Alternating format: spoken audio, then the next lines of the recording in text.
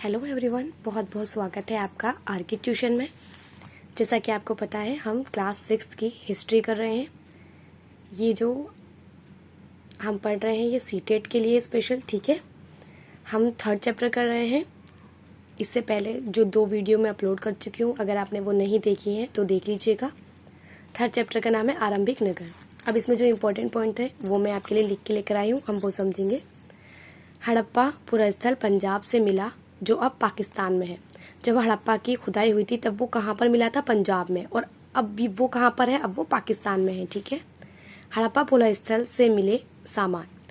अब हड़प्पा की खुदाई हुई तो वहाँ पर कुछ ना कुछ तो मिला ही होगा। तो वहाँ पर क्या क्या मिले? मिट्टी के लाल बर्तन, ठीक है। यानी कि मिट्टी के लाल बर्तन का मतलब है कि मिट्टी को लाल कर या फिर लाल मिट्टी ही होती होगी जिससे बर्तन बनाए जाते होंगे। तो लाल मिट्टी के बर्तन कहाँ से मिले हैं? हड़प्पा सभ्यता से। पत्थर के बाट कहाँ से मिले हैं? हड़प्पा सभ्यता से। मनके कहाँ पर मिले हैं? हड़प्पा सभ्यता से। तांबा कहाँ से मिला है? हड़प्पा सभ्यता से। और जो पत्थर के लंबे ब्लेड थे वो भी कहाँ से मिले? हड़प्पा सभ्यता से। हड़प्पा में पश्चिम हिस्सा छोटा था परंतु ऊंचाई पर था, इसे दुर्ग कहा। अब ये पॉइंट मैं क्यों बता रही हूँ? क्योंकि हड़प्पा जो स्थल था उसको 2 भागों में बांटा गया था। तो जो पश्चिम का हिस्सा था वो छोटा था और उसको क्या कहते थे? दुर्ग। वो छोटा था परंतु वो ऊंचाई पर था, ठीक है। वहीं पूर्वी हिस्सा बड़ा था। अब जो पश्चिम हिस्सा था वो छोटा था और जो पूर्वी हिस्सा था वो बड़ा था परंतु नीचा था। जो पश्चिमी हिस्सा था वो छोटा था और ऊंचा था। जो पूर्वी हिस्सा है वो बड़ा है परंतु वो नीचाई पर है, ठीक है, नीचा है। ये ऊंचा था और इसको क्या बोलते थे? दुर्ग। ये निचला था तो इसको बोलते थे नगर, ठीक है। हड़प्पा के समय मोहनजोदड़ो से तालाब मिला है, इसे स्नानागार या स्नानाघर भी कहा जाता है। आपको पता है कि हड़प्पा का एक स्थल था जिसका नाम था मोहनजोदड़ो। वहाँ से क्या मिला है हमें? एक बहुत बड़ा स्नानागार मिला है, ठीक है। इसकी एक विशेषता ये भी थी कि ये पक्की ईंटों से बना हुआ था। पक्की ईंटों का मतलब है जो आग में बनाई जाती हैं ईंटें, और कच्ची ईंटों का मतलब होता है जो धूप में सुखाई जाती हैं, ठीक है। तो ये पक्की ईंटों से बना था। अग्निकुंड कालीबंगा और लोथल से मिले हैं। जो अग्निकुंड मिला है वो कहाँ से मिला है? वो कालीबंगा और लोथल से मिला है। इसका मतलब हम ये कह सकते हैं कि जो कालीबंगा था और लोथल था वहाँ पर क्या था? अग्निकुंड था। भंडार गृह मोहनजोदड़ो लोथल दोनों से मिला है। लोथल से अभी क्या मिला था? अग्निकुंड, ठीक है। लोथल से अग्निकुंड मिला था और लोथल में भंडार गृह भी मिला है। मोहनजोदड़ो में भी भंडार गृह मिला है, ठीक है।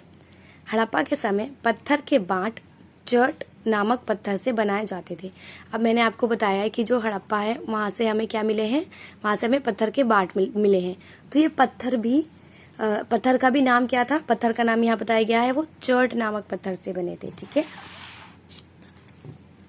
पत्थर से बनी मूर्ति मोहनजोदड़ो से मिली है, जिसमें मूर्ति में उस व्यक्ति ने कढ़ाईदार वस्त्र पहने थे। अभी मैंने क्या बताया आपको? मोहनजोदड़ो से पहले क्या मिला था? भंडार गृह मिला था, ठीक है। और अब मोहनजोदड़ो से क्या मिला है? एक मूर्ति मिली है जिसमें एक व्यक्ति की मूर्ति, उसने क्या कर रखा है? उसने कढ़ाईदार वस्त्र पहन रखे हैं, ऐसे वस्त्र पहन रखे हैं जिसपे कढ़ाई हो रही है, ठीक है।